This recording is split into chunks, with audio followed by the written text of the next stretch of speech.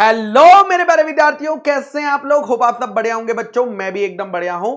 तो आज बच्चों मैं एक बहुत ही इंपॉर्टेंट स्टोरी आपके लिए लेकर आया हूं। जैसा कि आप लोग जानते हैं कि ये जो सीए कोर्स है ये लोग इसलिए करते हैं क्योंकि यहां पर एक तो पैसा जो है, जो पैसा इन्वेस्ट करना पड़ता है इस कोर्स को करने के लिए वो कम है। जो नॉलेज आपको मिलती है फाइनेंस की फील्ड में वो बेस्ट है। एंड उसके बाद जो आपका रेपुटेशन होता है बाहर, सीए बनने के बाद जब आप सीए बन जाते हो तो रेपुटेशन भी आपको बहुत अच्छा मिलता है एंड काम तो ऑफ कोर्स। लेकिन हमने कई सारी ऐसी स्टोरी सुनी है जहां पर या तो सीए ऑल इंडिया रैंक लेकर आया होता है सीए एग्जाम्स में, या उसने सीए को फर्स्ट एग्जाम में क्लियर करा होता है। और हमने उनकी स्टोरी सुनी है जो लाइफ में बहुत ही बढ़िया कर रहे हैं, मतलब उनकी अच्छी जगह जॉब लग रही है, उनकी लाइफ सेटल हो गई है। But we get very few examples of those, है ना, जिन्होंने कि सीए में ना तो रैंक लाया, ना ही सीए में फर्स्ट अटेम्प्ट में क्लियर करा, लेकिन आज भी वो लाइफ में बहुत अच्छा कर रहे हैं। और आज बच्चों मैं आपसे उसी बारे में बात करने आया हूं, मेरे एक फ्रेंड की स्टोरी लेकर, सिद्धार्थ खिवसरा, और I should say CA Siddharth Khivsara. CA Siddharth Khivsara, इसको मैं प्यार से सिड बुलाता हूं। तो सिड से मेरी मुलाकात बच्चों सी जर्नी में ही हुई थी।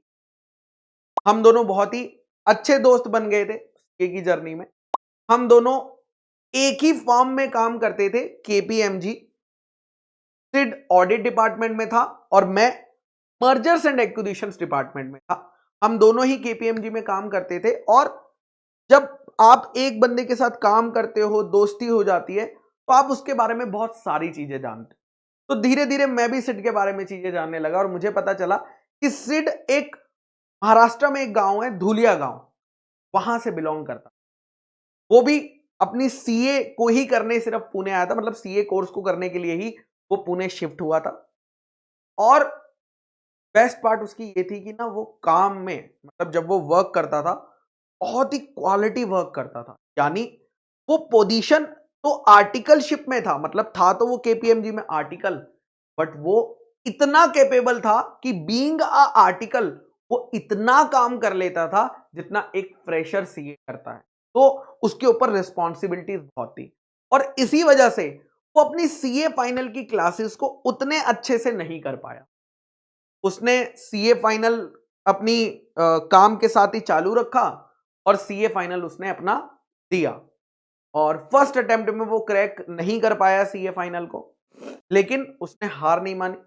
उसने अगली बारी पूरे फोकस के साथ, पूरी प्रिपरेशन के साथ ये फाइनल को दिया और उसने इस बार ये फाइनल क्रैक कर लिया। कोई ऑल इंडिया रैंक नहीं है, नॉर्मल नंबर से उसने क्रैक कर लिया। भाई सीए बनना ही अपने आप में बहुत बड़ी बात है, rank is a different thing, but CA अगर आप बन जाते हो वो हर कोई नहीं बन, और वो बन गया।